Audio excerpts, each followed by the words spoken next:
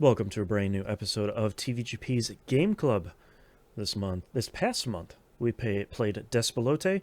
I'm your host, Boston. Played this on the PlayStation 5, joined as always by Moonpear Hello, Xbox Series X. and Misum. Steam Deck. Get some details about this game out of the way here at the moment. The game was released on May 1st, 2025, published by Panic, who you might recognize as the developers of Transmission, the Mac OS FTP software, and Playdate, the console with a crank on it. They contain multitudes. Developed by Julian Cordero and Sebastian Valbuena. I forgot to write down platforms, but it was basically PS5 series consoles, PC, and I think Switch. Describing Despelote, I like the developer summary of Despelote as a soccer game about people, and Mm-hmm. is also a biographical work about Ecuador's qualification for the 2002 FIFA World Cup, seen through the eyes of an 8-year-old. Yes. So I think the rest of it we'll get into here in a minute, but that's kind of the basics of it. Metacritic 89, OpenCritic 84. Pierce the release date, Peglin came to consoles. Doom the Dark Ages. Fantasy Life I, The Girl Who Steals Time. Monster Train 2. Pipistrello and the Cursed Yo-Yo. Fuga Melodies of Steel 3, and Elden Ring Night Rain. It's probably one of the most varied lists of games we've had in a really long time. So that month was a good one. Let's ask the question we ask every month. Was this game top of the pile, middle of the pack, or overlooked? I mean, overlooked, right? Because I Uh, mean, the only reason we really were looking at it was because it won a bunch of awards. It was, I feel like I had been keeping half an eye on it, so whatever for me, whatever between middle of the pack or overlooked, because I tend to keep a really close eye on games that are shown at Day of the Devs, and this was shown at last year's Day of the Devs in 2024.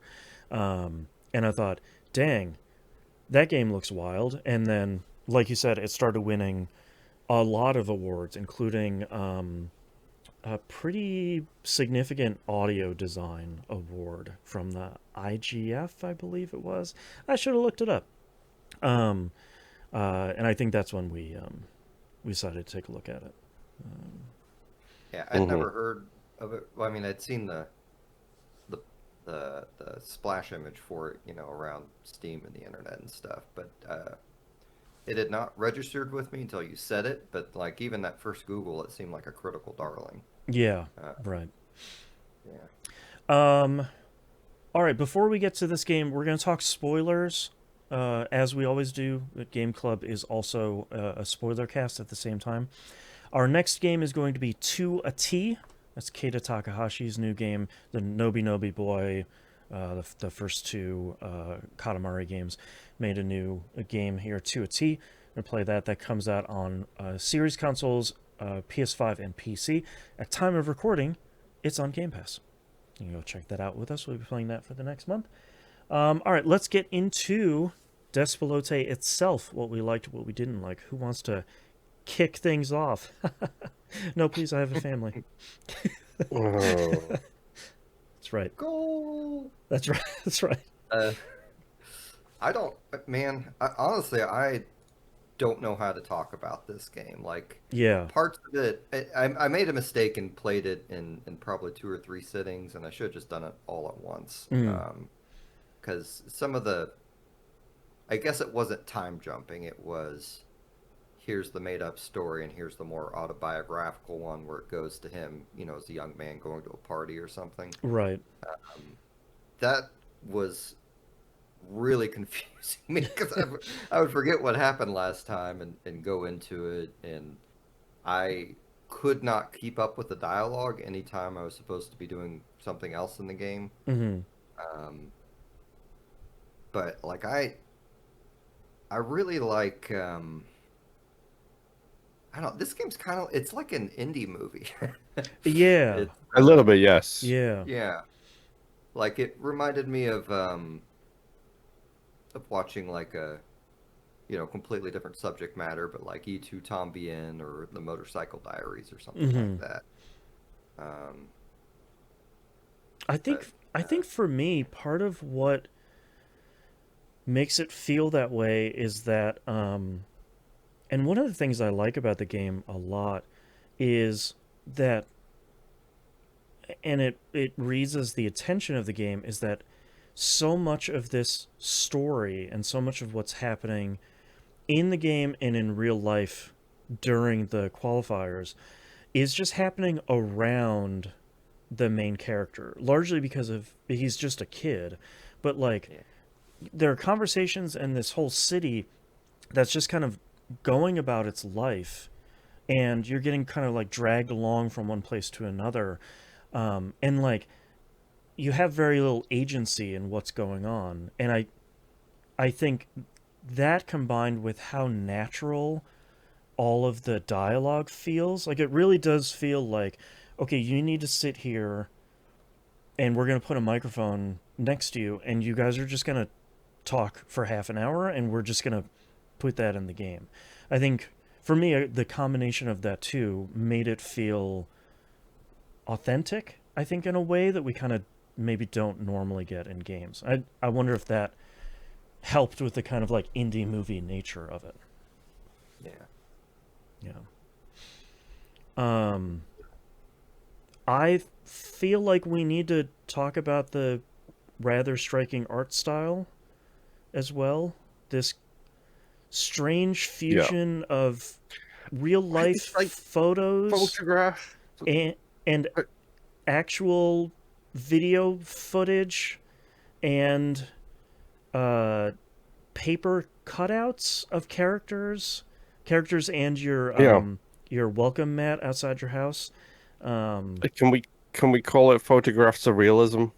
yeah, it's very much like all of these things are real, and a lot of the people in the game are like paper cutouts of real people that have been animated in low frame rates, but it's all kind of like manipulated in a way that makes it feel a little fuzzy. And I again, I feel like that is purposeful.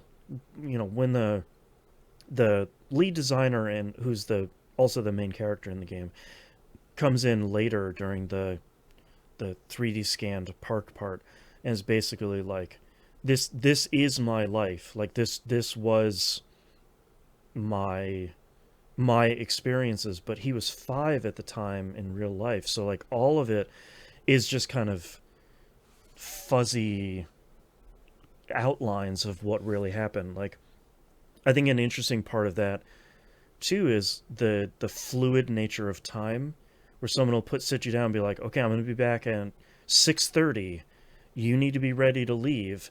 And you look down at your watch. If you're like playing with your sister, you look down at your watch and time doesn't progress. But you go play soccer for a minute, you look down, it's 30 minutes later. Like, there's Yeah. there's some fluidity there that I think is kind of age appropriate in a way that I think is kind of fun. Yeah, Yeah, definitely.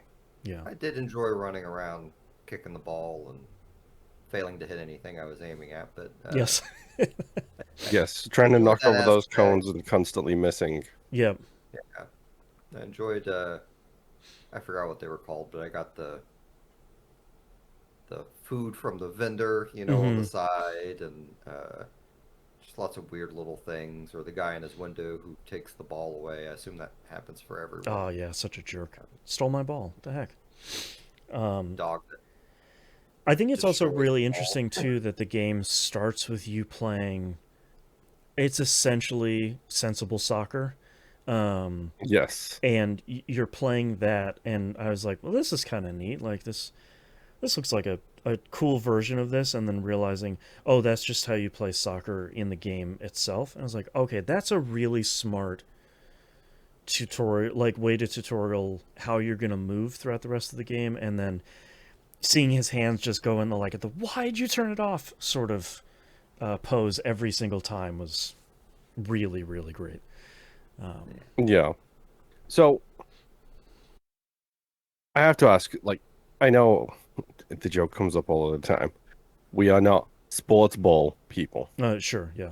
Uh, that is not who we are as a group. Do you guys have any history with sports? Period. So I was actually telling my kid this the other day. I was born and raised in Cleveland, Ohio.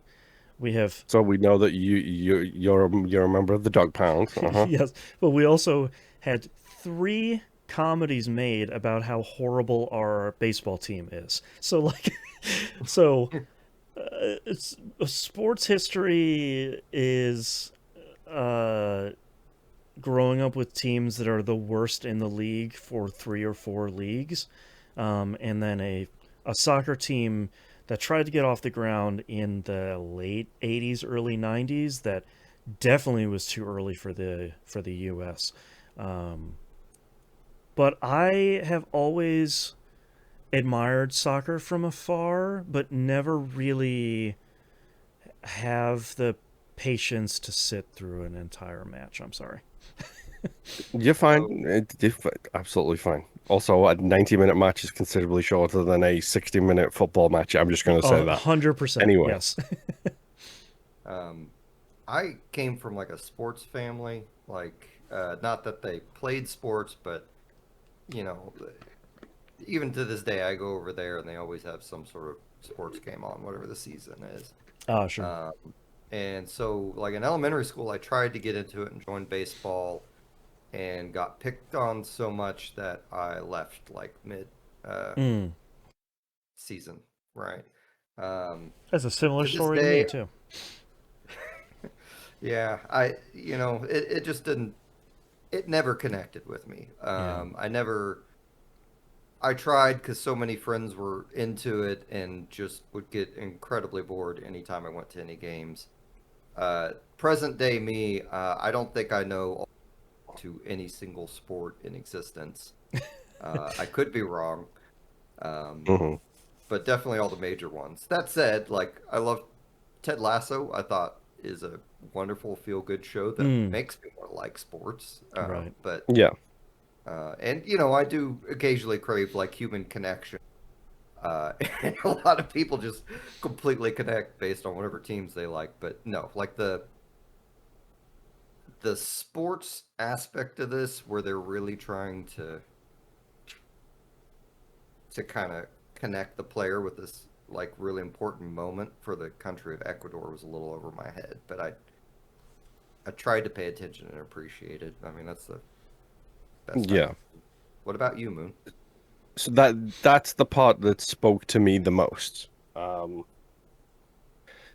I am originally from Liverpool, England. For those of you who don't know Liverpool's cultural history, Liverpool is a working class city full of miners and that kind of manual labor. It was basically the home of the Industrial Revolution in England, aka the world at the time.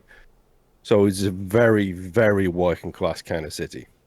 Football, soccer is the most working class of working class sports. Mm-hmm. There's a thing that you do when you're a kid in England, and when you play soccer, it's a traditional phrase. It's jumpers for goalposts is what it's called, Mm-hmm.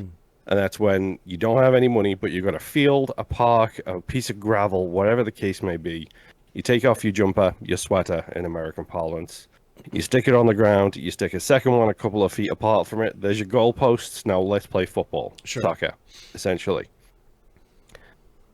Because of the working class nature of soccer, that going back quite a fair bit here, but it has a very deep root in the working class history of England. Mm-hmm. There's a documentary posted by Liverpool Football Club, which I post every time that Liverpool have a match against Man United. And I always post it because it talks about the shared history of the two cities, the two clubs, and how it's literally quite possibly the biggest rivalry in world football. One potential exception being Barcelona and Real Madrid. But Mm. that's different because they're like two cities in a country. Man United and Liverpool are 40 miles apart. Like we're very, very close. Right. But that documentary brings forth like this amazing quote, which I love, and I'm going to repeat it here. If Chelsea are top of the league and City are second, and you, Liverpool, were the bottom, and we, Man United, were second from bottom, and over the weekend, Chelsea are playing City and we're playing you, what's the biggest game in the country? It's Man United Liverpool. Mm. And that's because there's only two clubs in this country where it's a religion. It means something. I can't explain what it means to me or what it means to a lot of people, but it definitely means something. It's something that you feel, something in your heart. And that's the end of the quote right there. Mm-hmm. That's the part of this that kind of spoke to me, because on a countrywide scale, it's much more rare, like the Ecuadorian qualifying for the World Cup for the first time. You saw it in the Olympics when Chile won their first gold medal over the last Olympics. A really good example that some Americans might be able to relate to is the rise of the United States women's team. Right. Like that is a cultural moment that is embracing the whole country. I've got that on a city level with Right. Liverpool Football Club. Like I have that on a we don't have anything else. We don't have any money. We don't have anything else, any hopes, any dreams, but we get to go out and play football. We get to watch our team do the best they can, even if it's terrible. And trust me, for a long time, Liverpool were bad, really bad. But it was part of who we were, and that's because of the city we came from, the shared cultural identity, like Musum said, and like that ability to, even when things are really, really bad. Here's me side-eyeing the Conservative government putting forward a plan to literally wall off the north of England, including Liverpool, so that they can just deal with themselves, Oh boy. kind of thing. Yeah, there's a reason people in the north don't like Margaret Thatcher. Right. Like, even when everything is going horribly, there was always that thing. And it's different now, because now all professional sports are money-making, nightmarish machines that are all about the next dollar, the next cent, the next whatever the case may be. But that part of this story spoke quite significantly to me, because it's like, yeah, in 2005, when the world is falling apart and you're doing terrible, and I'm living in a different city and I don't know what's going on, I still got to sit there in a pub and phone my dad to make sure he's not having a heart attack because Liverpool are now 3-2. It's now two goals back to the good in the Champions League final. Like that's across the country. We had that shared moment, and that was brought about by the team that we support, essentially. Right. And like you can see it, like I said, the US women's team, England in the Euros or in the World Cup in like France 95-ish. Those moments where the whole everything comes together, it's like, yeah, there's a depression, there's a recession, values are going down, food is a struggle, but you know what? At least we still got the ball that the old pigskin that we kick around, kind of thing. Right. And like that really spoke to me a lot. Controls wise, I struggled with this game, but that part of the story where it's like, yeah, I get that. I get just like looking through a shop window for a glance of like the score and seeing how it goes. I've done it here when Liverpool have been playing. I've had like my phone over on one side while we've been recording, and if it's a super important game, I'll just check every now and again. Oh, hey, how's Liverpool Right. doing? How's Liverpool doing? And so this is interesting because I think I'm in between you guys for how this game depicted the big qualifiers, because I think they do such a good job, even starting from the beginning, of like, here's Ecuador's first Olympic gold medal.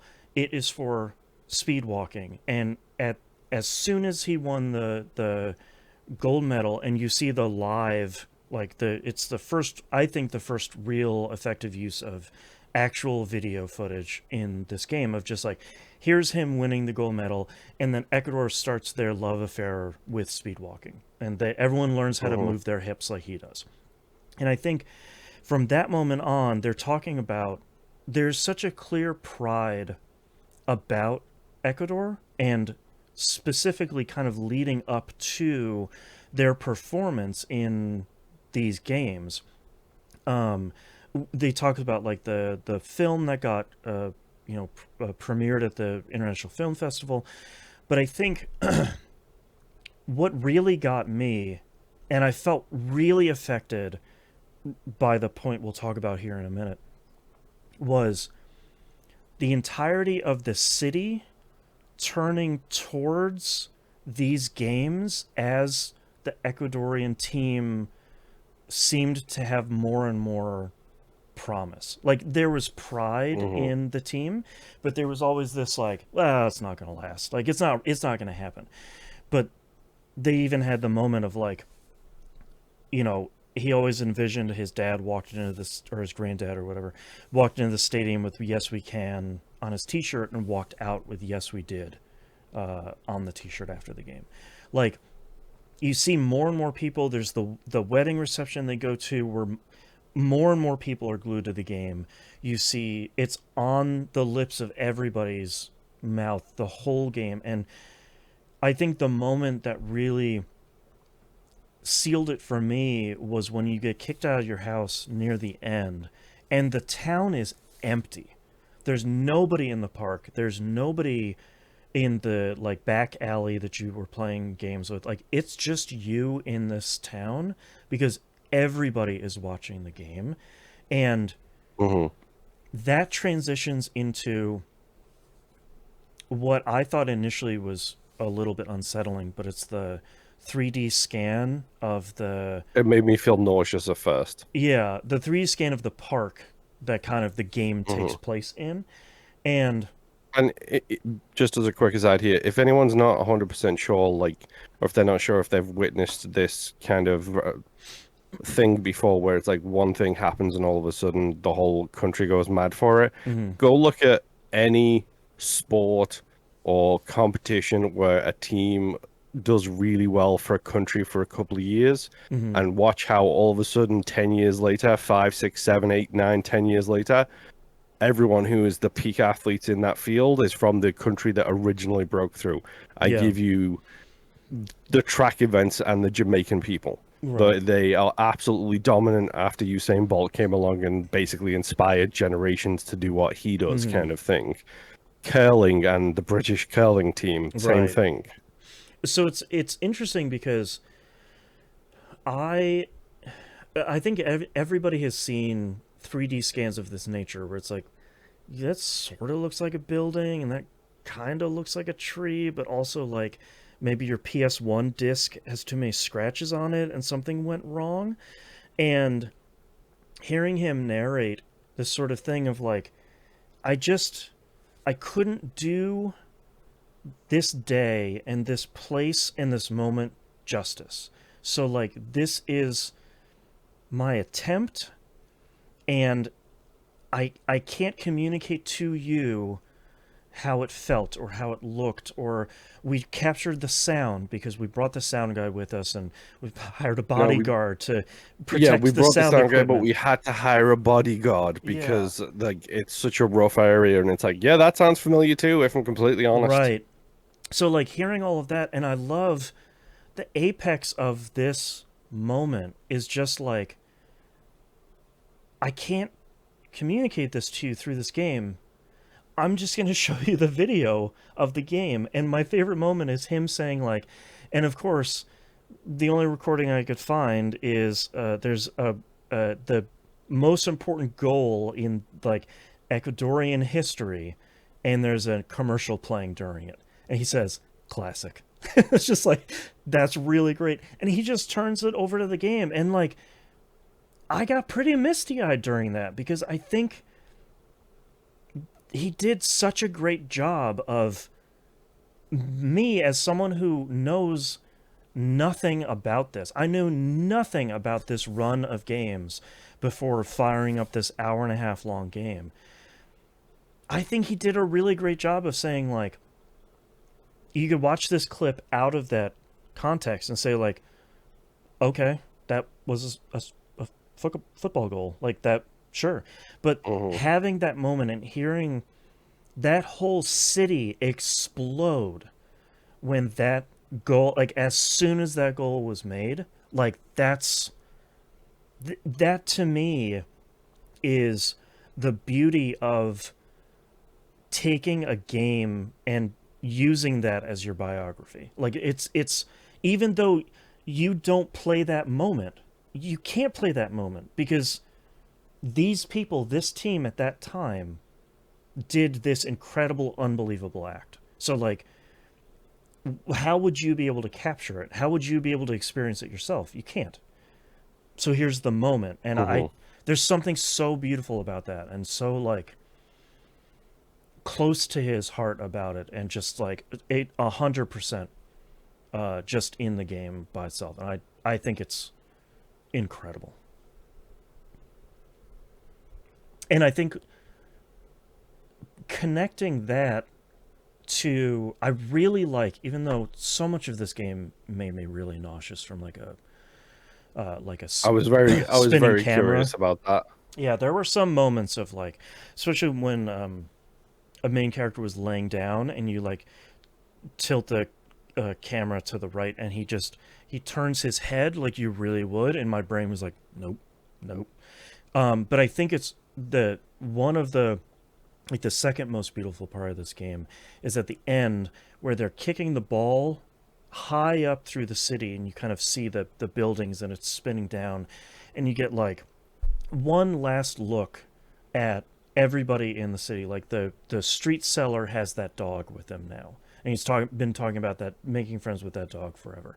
And you see the power walker, and she's still power walking, and she kicks the ball, and, like, that being related to the conversation of him playing soccer with his two friends, and they're just talking about going to a terrible party, and the party was just garbage, but it's the most, like, human conversation that they're having a connection because of football, and, like, Hmm. having that, like, breaking down of barriers for people, of, like, that to me, that's the thing that's so amazing about football is, kind of like you said, it, like, it equalizes people. If you have a soccer ball and you have a plot of land that is not a shoebox, you can probably play for a little bit. And Hmm. seeing how it connects everybody, and seeing how it kind of, like, connected the entire town, and seeing that kind of fly over at the end, I thought was really, really great and really, really touching. I wasn't I really wasn't expecting to go into this game uh, being as kind of emotionally affected by it as I was, and I'm really happy we played it, uh, just to experience the kind of biographical nature of it, which is a rarity in games, I think. Yeah. Yeah, Yeah. and it's like it's one of those things where like I feel like the communities that we have chosen to be a part of as well, like video games have this effect too. Like we have a shared community about video games. We have a shared Mm-hmm. community about RPGs, about music, about whatever the case may be. I think the biggest difference between those communities, especially in modern day society, versus like the community of like soccer, Mm-hmm. is that soccer is so localized. Like these Yeah. events are pretty geographically localized, whereas like we all come from different parts of the world, Mm-hmm. two completely different states in America, someone from England over here as well. Like so it's a slightly different thing, and I think that that's the only thing missing from that type of community is that localization, that Yeah. shared 100% shared experience rather than, the maybe 25-50% shared experience that we have. Like, yeah, Right. I love angry, loud political music because I can agree with X, Y, and Z, and someone else can agree with X, Y, and Z, but we have different political things that we're angry about. We have different things that like we're associating the music with. Whereas In this case, it's like, no, you live 4 streets over, so of course we know exactly what we're talking about, kind of Right. thing. It's your town, it's your city. The star player is the guy who grew up 3 streets away from you. Like, it's your country. Yeah. Yeah. I will say, although it wasn't my experience, it did happen this week. We lost half of our office the day after the OKC Thunder won in basketball. Oh, okay. Like that was a huge state thing. We had people go from Tulsa to OKC Right. that day for the parade and the celebration. So that, yeah, Yeah. that stuff exists. Yeah. Um yeah, I think this is a really cool unique thing. I don't know if we've played necessarily something that feels as kind of biographical or autobiographical as this game is, but also kind of like you said, surrealist about it. Like it is about the actual events, but all of it is just kind of off in a way that I think is really interesting, and also a little bit unsettling, but not in a bad way. Just kind of like you took these real life things and made them kind of odd. Um, all right, Moon. Final thoughts here on Despelote. Uh, Rough controls, Yeah. uh, visually incredible style. Sometimes hard to pass. Mm, Objectives was sometimes difficult. It's like I don't know where I'm going because like I missed a sentence in a speech bubble, or right. I'm supposed to go home, but I don't know where home is because I don't know what's going on here. Right. But like it reminds me a little bit I'm not saying it is to this degree of standard. Mm, I'm not saying that, but it reminds me very much of like the Edith Finch thing, where it's like, okay, it's very unique what you're doing here. It's very yeah. different to every other type of storytelling. Very I think singular. Edith is a better game. Sure. Yeah. But like it was one of those things where like having that connection to the story that I went through is just like, yeah, okay. Narratively, this is hitting with me on a whole different level because of that kind of situation. Mm-hmm. Musim, final thoughts. Um, I don't. Unfortunately, I just don't have a lot to say about this game. I'm glad I played it. I probably won't play it again. I thought, uh, graphically it was real creative. I thought they were inventive with some of the gameplay stuff. I had a lot of the same issues Moon just mentioned, where I just had no idea where it was going most of the time. Yeah. And part of that I blame myself for splitting a 2-hour game into 3 game sessions. Well, and also Uh, like I wonder how much of it is purposeful of like you're a kid and like you just yeah, got distracted playing with your friends and like you don't know where you are anymore, but that I doesn't always 100% feel good in the game.